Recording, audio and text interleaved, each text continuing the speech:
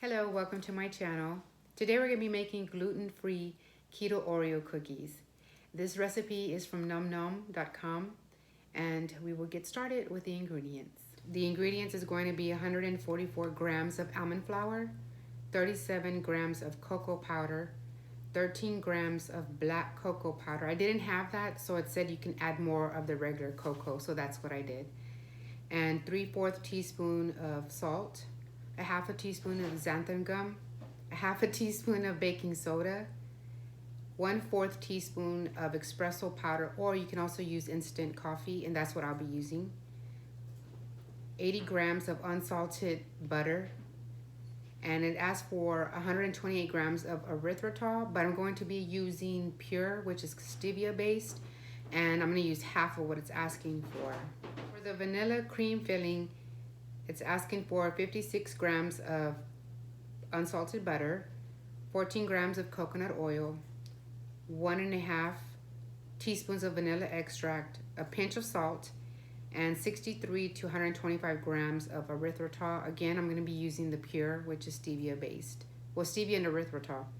Okay, so now we're going to go with the instructions. It says add almond flour, cocoa powder, xanthan gum, salt, the baking soda, and the espresso powder or the instant coffee. And we're going to whisk that together. So that's what I'm going to do now. So I'm going to go ahead and the almond flour. Then I'm going to go ahead and put in the cocoa powder. And in here I have the xanthan gum, the salt, the baking soda, and also the instant coffee. So we're going to go ahead and whisk that together.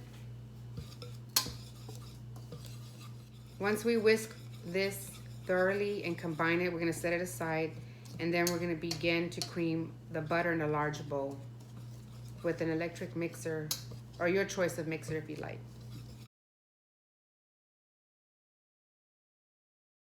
So I've already combined it, and there you go. I'm going to go ahead and set that aside.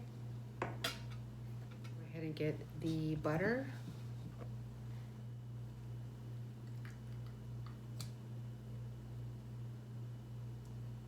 Okay, so now we're going to cream the butter for 1 to 2 minutes.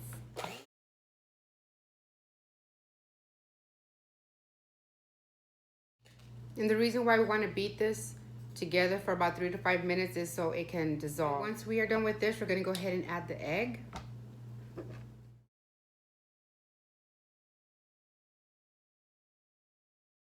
Okay, now it's going to ask to put your mixer on low. It does mention that the mixture is going to appear slightly broken, but that's okay. So we're going to go ahead and put the first half of the dry ingredients, and then we'll put the rest of it until it's fully incorporated.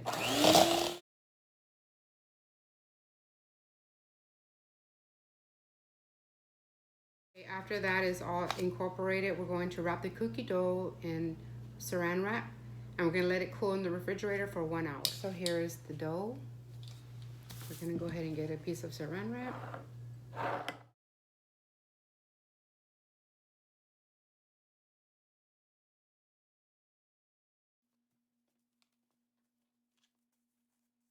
So I've already taken out the dough. I'm going to go ahead and unwrap it, and it says to roll out the dough between 2 pieces of parchment paper. I went ahead and found this cookie cutter that I had. It has a rigid, but it also has a straight, so I'm going to go ahead and use this. Rolling the dough until it's thin.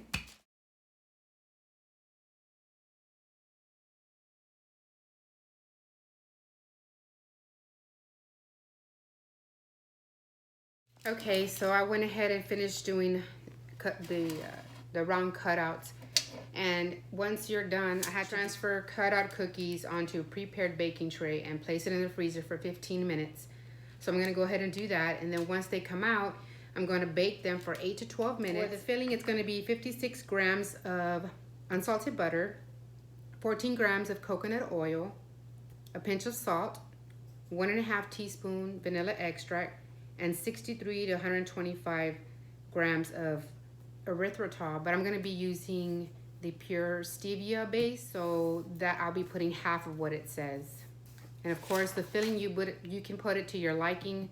So we're going to go ahead and cream the butter and the coconut oil.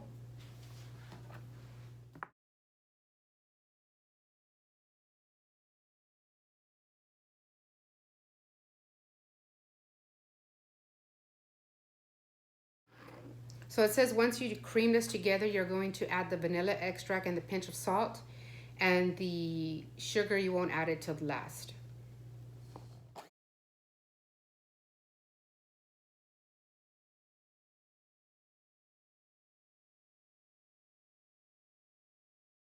Here's the icing. I don't know if you can see it. I know the lighting is pretty bright. I went ahead and took them out of the freezer, and I'm going to be putting them into the oven. I don't know if you can see it, but sorry if it's so bright. Ahead and placed them on my counter. I'm going to let them cool completely for 10 minutes before I transfer them to the cooling rack.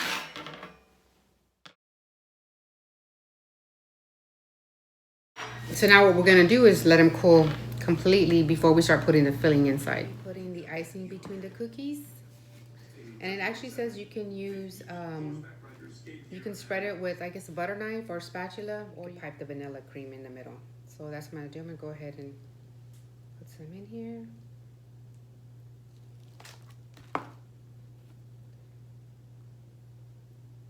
And just spread it. Oh, wow. Look at that.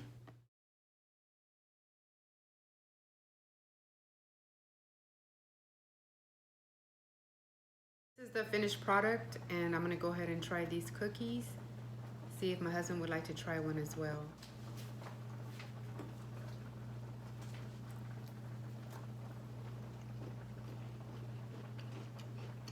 They taste like Oreos. Wow. Tastes like Oreos.